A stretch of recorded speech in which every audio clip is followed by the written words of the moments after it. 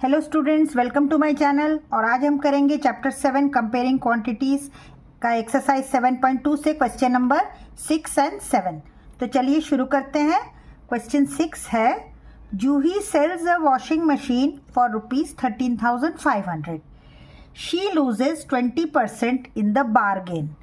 What was the price at which she bought it. तो ये question वैसे ही है जैसे क्वेश्चन 5 किया था और उसमें मैंने 2 मेथड्स बताए थे। इसको हम लोग वो पहले मेथड से करेंगे। जिन्होंने नहीं देखा है वो एक बार ज़रूर उस वीडियो को आप लोग ज़रा जाकर देखिए तो आपको पता चल जाएगा। तो चलिए इसको शुरू करते हैं। सॉल्यूशन है, Juhi sells a washing machine. तो सेल्स है तो मतलब क्या गिवन है। पहले जो गिवन है उनको आप स्टूडेंट्स ज़रूर से लिख लीजिए ताकि आपको एकदम क्लियरली दिख जाए क्या क्या चीज़ें गिवन है। तो गिवन है सेलिंग प्राइस रुपीज़ कितना 13,500। ओके। और she loses 20% in the bargain. मान लो कोई चीज़ कोई खरीदने आया है और उसको इतना बार्गेन कर लिया उसने कि और दाम कम कर दीजिए और दाम कम कर दीजिए, करते करते उसने 20% दाम इस चीज़ का घटा दिया। उसकी कीमत उसने 13,500 से घटा के 20% उसने घटा दिया। अमाउंट नहीं बता रहा है, सिर्फ बता रहा है उसने 20% घटाया है। घटाना मतलब लॉस है ना। तो ये हो गया आपका लॉस इन परसेंटेज। परसेंटेज में कितना लॉस है, अमाउंट नहीं है ये सिर्फ परसेंटेज है। कितना परसेंटेज है, 20%। ओके। एंड नाउ क्या निकालना है, what was the price at which she bought it. और मैंने क्या कहा है, बॉट बाइंग जहाँ भी दिख जाए वो क्या है आपका कॉस्ट प्राइस पूछ रहा है, मतलब हमको कॉस्ट प्राइस बताना है। ये 3 चीज़ें हैं इस क्वेश्चन में। अब कैसे करें, वैसे ही जैसे क्वेश्चन 5 किया था फर्स्ट मेथड से। टेबल बना लीजिए। लेट क्या, हर चीज़ को अब आप 100 रुपये के हिसाब से सोचिए। ओके, 100 रुपये। यहाँ सीपी तो गिवन नहीं है लेकिन मैंने मान लिया कि मेरा जो कॉस्ट प्राइस था वो 100 रुपये का था। ओके, हमेशा सीपी से ही, ये टेबल वाले जो भी सवाल है ना सीपी से ही स्टार्ट करना। आप चाहे जो भी पूछ रहा हो आपको, चाहे एसपी निकालना हो या सीपी निकालना हो, आप सीपी ही मानिए, कॉस्ट प्राइस मानिए। कॉस्ट प्राइस 100 रुपये अगर है तो उसने इतना बार्गेन कर लिया कि मुझे लॉस कितना हो गया। कोई आपसे कोई सामान लेने आया था 100 रुपये का सामान, वो कह रहा है नहीं मैं आपको 100 रुपये नहीं दे सकता। कितना दोगे, मैं 20% कम दूंगा। 20% कितना, 100 रुपये का 20% कितना हो गया, तो ₹20। ये तो पहले भी बताया ना क्वेश्चन 5 में, 20% ऑफ 100 का ही निकालना है सब कुछ। तो अब 20 रुपये उसने लॉस कर दिया। अब फिर उसको मिला कितना, उसके हाथ में पैसा कितना आया। फिर अगर आपने 100 रुपये का सामान बेचना शुरू किया था और आपने कहा कि कोई कह रहा है नहीं मैं दूंगा ही आपको 20 रुपये कम ही दूंगा, तो आपका सेलिंग प्राइस क्या हो गया। अब आपने उसको कितने पैसे में सामान दे दिया, आपने दे दिया उससे, ये हो गया आपका सीपी माइनस लॉस, है कि नहीं।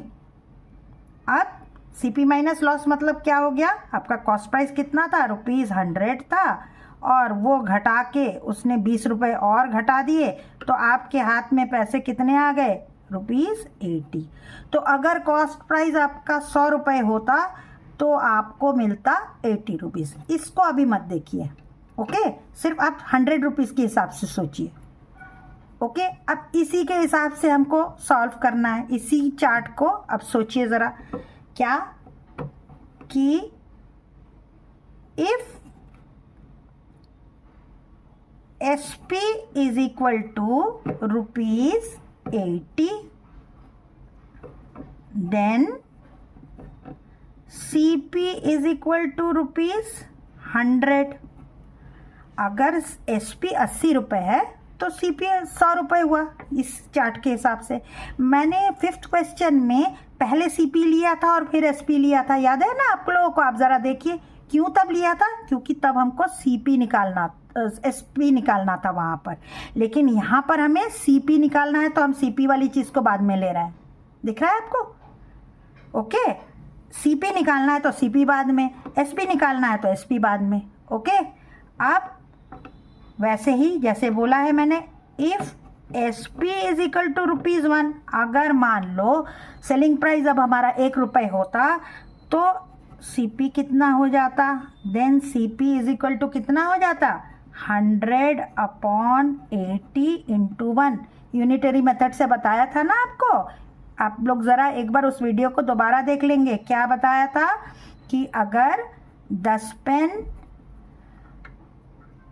₹100 के हैं तो एक पेन कितने का होता है, ₹100/10 × 1 करते हैं ना।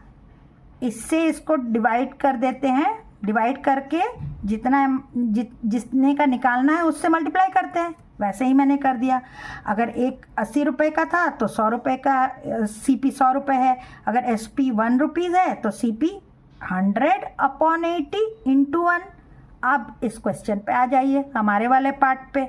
क्या है यहाँ, if SP is equal to ₹13,500 then CP क्या हो गया। अब CP, ये चीज़ तो वैसे ही रहेगा, ये फॉर्मूला तो वही है, इसी पे तो लगाना है।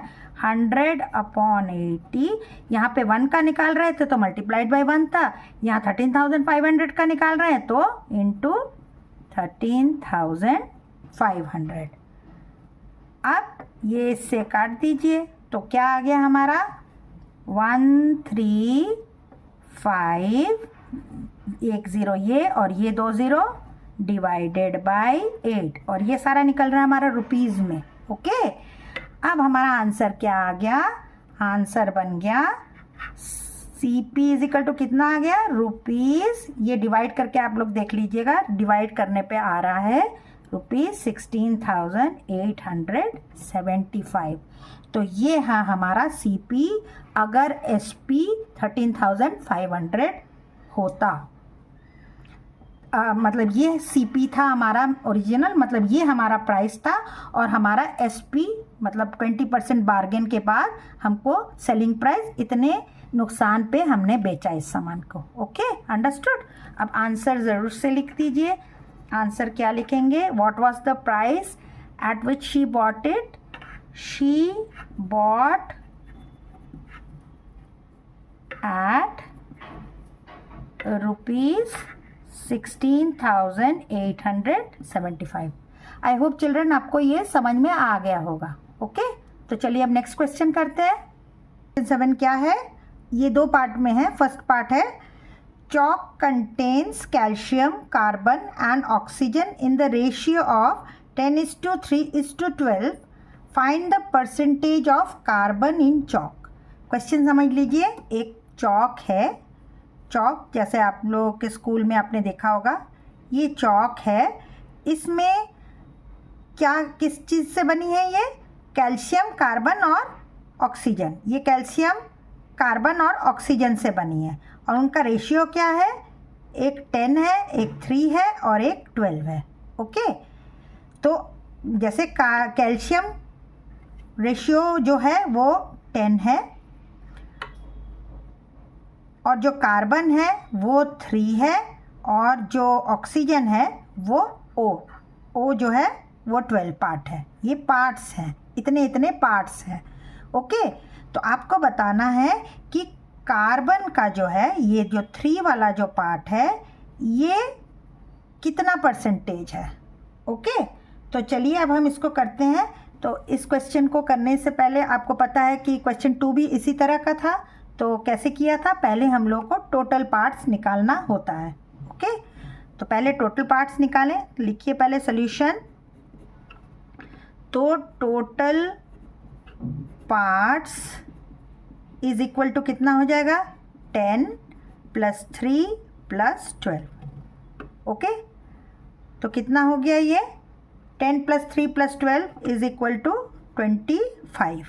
ये आ गया 25। टोटल पार्ट्स जो हैं वो है 25। अब परसेंटेज ऑफ कार्बन निकालना है इन चौक।